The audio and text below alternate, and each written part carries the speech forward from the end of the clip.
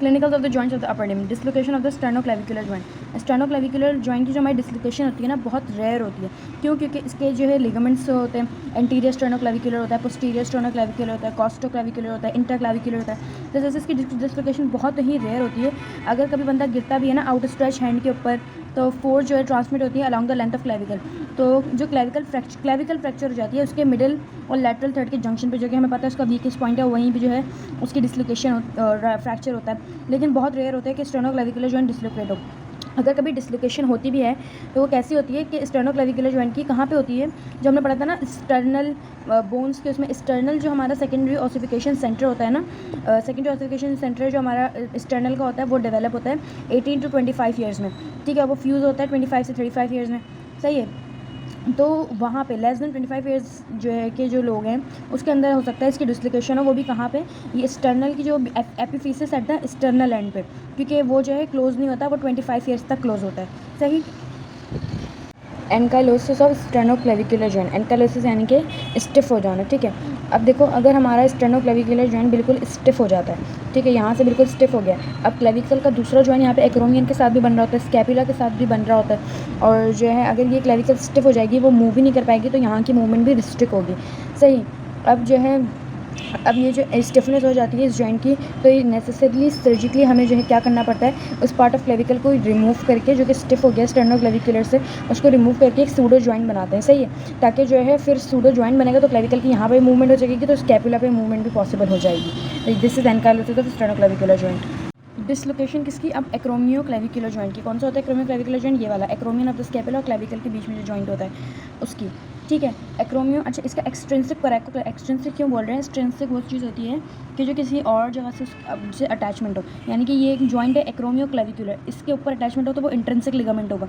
लेकिन इस जॉइंट की ये देखो कोराकॉइड प्रोसेस से अटैचमेंट है क्लेविकल की, तो ये है एक्सट्रिंसिक लिगामेंट, ठीक है। तो ये बहुत स्ट्रॉन्ग होता है, लेकिन ये जो एक्रोमियोक्लेविकुलर जॉइंट का अपना जो होता है ना, वो बहुत वीक होता है, सही है। तो कॉमनली इसकी डिसलोकेशन हो जाती है। कैसे डिसलोकेशन हो जाती है कि जो है आउट स्ट्रेच हैंड पे गिरते हैं, या डिसलोकेशन जो ऐसे बैक के ऊपर गिरते हैं, इस तरीके से गिरते हैं, तो भी जो है डिसलोकेशन हो जाती है। यहाँ पे दो तरीके की डिसलोकेशन बताइए कि सिर्फ एक्रोमियोक्लेविकुलर लिगामेंट है टेयर हुआ है, और यहाँ पे कोरैको भी हुआ है और एक्रोमियोक्लेविकुलर भी हुआ है,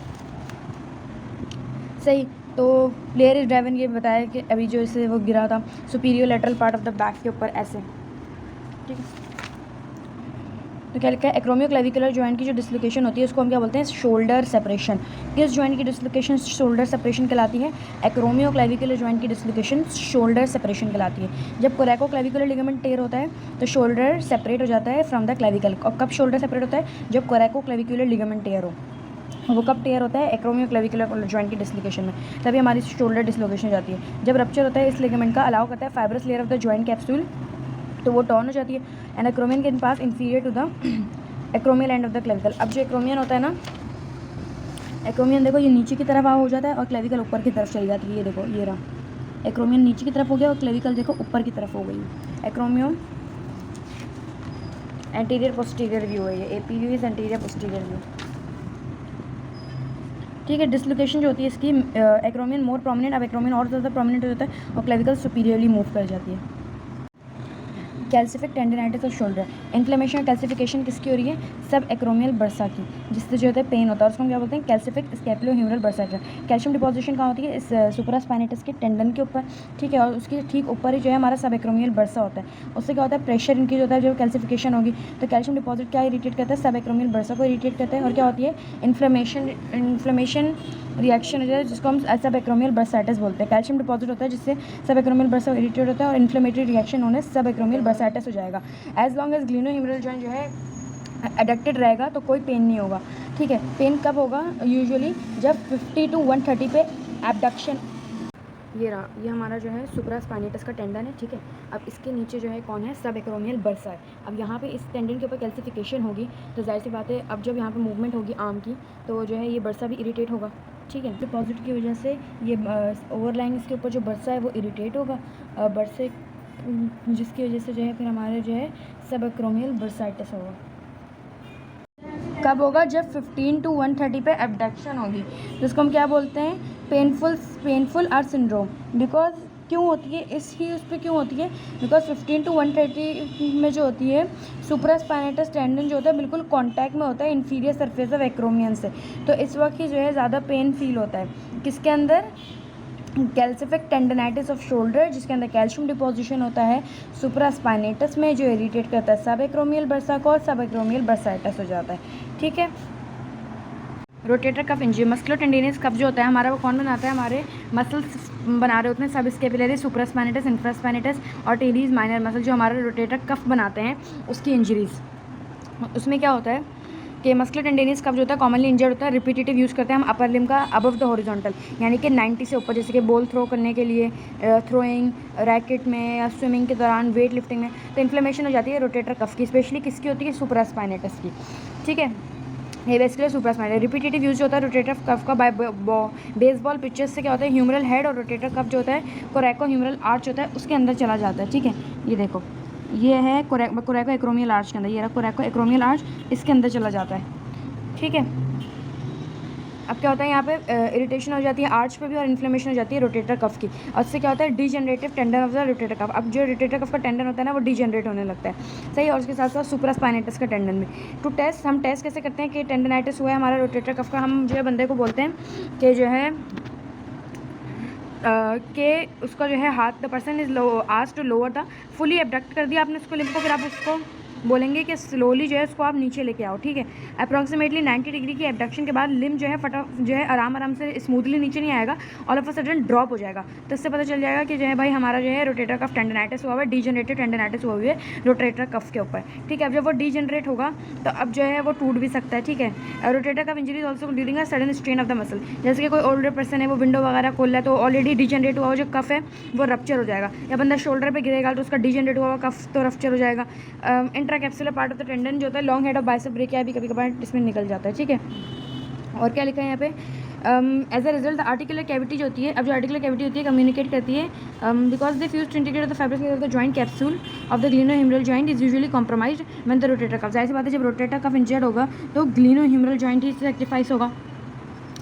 ठीक है, इससे क्या होता है आर्टिकुलर कैविटी किससे कम्युनिकेशन में आ जाती है, सब एक्रोमियन बर्सा से, जो सब एक्रोमियन बर्सा एक्रोमियन के नीचे होता है ना उससे कम्युनिकेट हो जाती है, क्योंकि सुप्रास्पाइनेटस मसल जो होता है अब फंक्शनल नहीं होता, तो अब जो है with a complete tear of rotator cuff तो बंदा जो है एबडक्शन इनिशिएट नहीं कर सकता 15 डिग्री तक, सही है, 15 डिग्री तक जो है डिग्री तक सुप्रास्पाइनेटस करता है, तो जो है अब इनिशिएट ही नहीं हो पाएगी हमारी एबडक्शन। ठीक है, अगर 15 डिग्री तक उसको किसी और सपोर्ट से कर लेता है तो फिर उसके बाद जो है वो एबडक्ट कर सकेगा by the help of deltoid.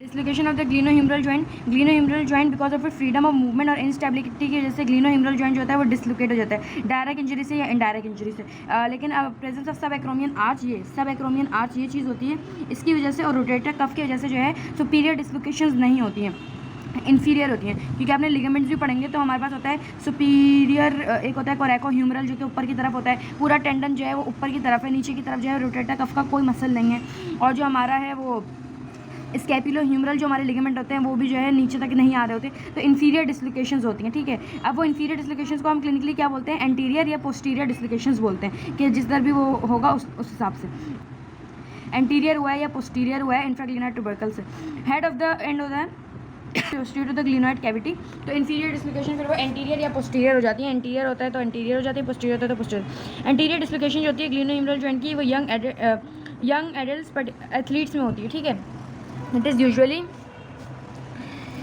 कैसे होती है, एक्सेसिव एक्सटेंशन या लेटरल रोटेशन से। ठीक है, एक्सेसिव एक्सटेंशन हो या लेटरल रोटेशन हो उससे, तो हेड ऑफ ह्यूमरस जो होगा इन्फीरियर एंटीरियरली आ जाएगा, और फाइब्रस लेयर ऑफ कैप्सूल और ग्लिनोइड लैब्रम भी, फाइब्रस लेयर ऑफ कैप्सूल भी, लिगामेंट भी, सब चीज़ जो होती है यहाँ पे वो क्या होती है, वीक होती है। ठीक है, तो वो सब जो है स्ट्रिप हो जाती है from the interior aspect of the glenoid cavity as hard blow to the humerus when the glenohumeral joint is fully abducted till the head of the humerus. क्या है, what is the anatomical basis of the evolution, क्यों medial epicondyle का जो है ऐसे जो है evolution हो जाता है, क्यों होता है, बिकॉज ये जो मीडियल एपिकॉन्डाइल है ना वो ह्यूमरस से फ्यूज एट एज 20 पे होता है। ठीक है, प्रॉपर तरीके से, तो अब जाहिर सी बात है यूजुअली फ्यूजन कंप्लीटेड रेडियोग्राफिकली फीमेल्स के अंदर A14 में और मेल्स के अंदर रेडियोग्राफिकली 16 में हो जाता है। ठीक है, लेकिन यहाँ पे लिखा हुआ है कि इस वजह से जो है मीडियल एपिकॉन्डाइल की जो है एवल्यूशन हो जाती है। अब जाहिर सी बात है मीडियल एपिकॉन्डाइल के पास से पीछे से कौन सी नर्व गुजर रही होती है, अल्नर नर्व, तो अल्नर नर्व पे जो है कॉम्प्लिकेशंस होती हैं। ठीक है, अब जब हमारी मीडियल एपिकॉन्डाइल पे होगा तो फिर जाहिर बात है अल्नर नर्व का मसला होगा। ये देखो, ये रहा अल्नर कोलैटरल लिगामेंट, ये रहे 2, ठीक है।